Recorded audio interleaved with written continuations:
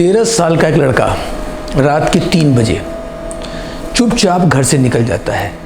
ना कोई डर, ना कोई सहारा और न कोई योजना, बस एक ही लक्ष्य था, भगवान को पाना है। वो पहुंचता है काशी, आध्यात्म की नगरी में, और कहा जाता है यहाँ हर कण में शिव बसते हैं। दोस्तों, यहीं से एक क्षण आता है जहाँ उसे भगवान के दर्शन होते हैं और उसी पल उसकी जिंदगी बदल जाती है। अब वो बन जाता है राधा रानी का अनन्य भक्त। लेकिन इस कहानी का सबसे बड़ा जो एक रहस्य है वो भी बाकी है। रहस्य क्या है और मैं इस बारे में क्यों बात कर रहा हूँ, ये सबसे इम्पोर्टेंट है। ठीक, नमस्कार दोस्तों, मैं डॉक्टर बीके चौरसिया बीके आरोग्य में आपका स्वागत करता हूँ। आज की वीडियो बड़ी इंपॉर्टेंट होने वाली है। एक ऐसी बात मैं करने वाला हूँ जिसने पूरे मेडिकल साइंस को, पूरी दुनिया को हिला के रखा हुआ है। और आम लोगों पे, हम लोगों पे जो ईश्वरीय शक्ति है उसका एक साक्षात सबूत है, जिसकी मैं बात करने वाला हूँ। तो मेरा प्रश्न ये है कि क्या कोई इंसान बिना किडनी के जिंदा रह सकता है? साल 2006 में डॉक्टर ने साफ साफ बोल दिया कि दोनों किडनियां फेल हो चुकी हैं, ज्यादा से ज्यादा 2 साल। लेकिन आज वो हमारे सामने है। 2006 और 2026 20 साल से अधिक बीत चुके हैं। क्या ये एक चमत्कार है या इसके पीछे कोई एक सच्चाई छुपी हुई है? सबसे पहले एक बात साफ कर लेते हैं। मेडिकल साइंस कहता है कि बिना किडनी के शरीर लंबे समय तक नहीं चल सकता। लेकिन एक और सच्चाई है जिस पर कम बात होती है। जब हम शरीर की सही देखभाल करते हैं, सही जीवन शैली और सही मार्गदर्शन मिलता है, तो शरीर अपनी सीमाओं से भी आगे जा सकता है। और सच्चाई ये है कि शरीर की सीमा कहाँ तक है ये मेडिकल साइंस भी नहीं जानता। मैं बात कर रहा हूँ प्रेमानंद महाराज जी की। उनका जीवन सिर्फ एक आध्यात्म ही नहीं, अनुशासन की भी पराकाष्ठा है।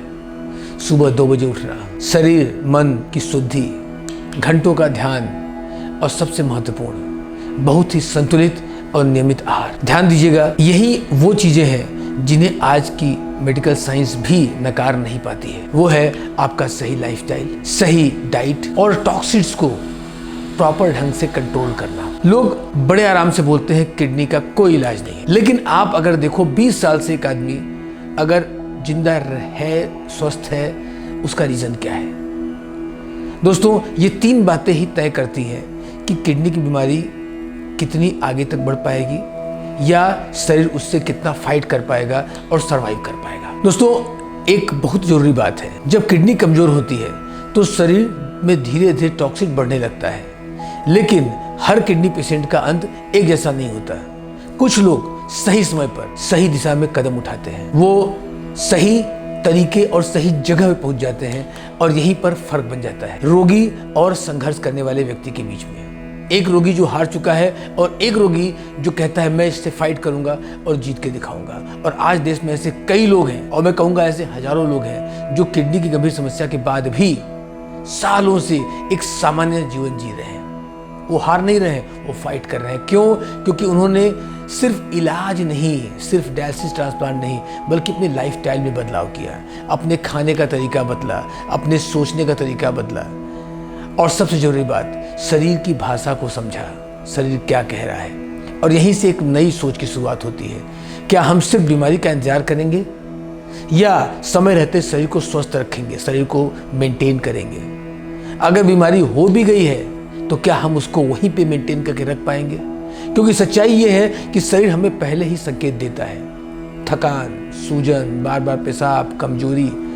लेकिन हम तब तक ध्यान नहीं देते जब तक कि रिपोर्ट खराब न हो जाए, शरीर की सिस्टम पूरी तरह फेल न हो जाए, तब तक हम इसको अवॉइड करते हैं। दोस्तों, मैं आपको इसीलिए एक बात कहना चाहूँगा, जरूरी है कि हम अपने शरीर के साथ जुड़े, सही जांच कराएं, सही मार्गदर्शन लें, बिना समझे कोई कदम न उठाएं। इस बीमारी से हारे नहीं, इससे लड़ें, क्योंकि सही दिशा में लिया गया एक कदम आपकी जिंदगी बदल सकता है। दोस्तों, प्रेमानंद महाराज जी की कहानी सिर्फ आस्था की कहानी नहीं है, ये अनुशासन, संयम और शरीर को समझने की कहानी है। और शायद यही वो रहस्य है जिसे हम अपने जीवन में उतारें तो हम भी एक स्वस्थ जिंदगी जी सकते हैं। अगर आप भी चाहते हैं आपका शरीर स्वस्थ रहे तो कमेंट में लिखिए राधे राधे। और ऐसे ही हेल्थ अवेयरनेस और रियल ट्रुथ वाली वीडियोस के लिए चैनल को सब्सक्राइब करें। धन्यवाद।